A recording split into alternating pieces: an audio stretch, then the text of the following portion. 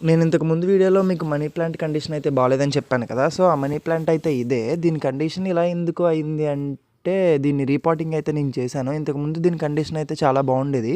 ఇందులో 2 type of varieties ఉన్నాయి.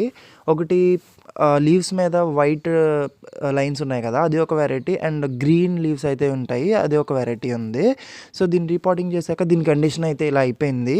మరి ఎందుకు అనేది నాకైతే క్లారిటీ లేదు.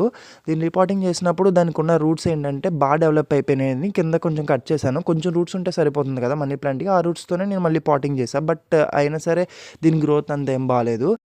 అండ్ సన్‌లైట్ కూడా ఎక్కువైతే తగలకూడదు మనీ ప్లాంట్‌కి. షేడ్‌లోనే ఉండాలి. బట్ మాకు హౌస్‌కి ఏంటంటే 3 సైడ్స్ కూడా సన్‌లైట్ ఫుల్‌గా వస్తుంది. సో, నాకు ఛాన్స్ లేదు. సో, అలాగే పెట్టాను. సన్‌లైట్ కూడా ఫుల్‌గా ఉండడం వల్ల ఆకులు ఇలా షేడ్ అయితే అయిపోతున్నాయి. మేమున్న హౌస్‌కి ఏంటంటే 3 సైడ్స్ కూడా ఫుల్‌గా సన్‌లైట్ అయితే ఉంటుంది. సో, ఎక్కడ పెట్టినా దాని కండిషన్ అయితే అంతే. నాకు వేరే ఛాన్స్ లేదు.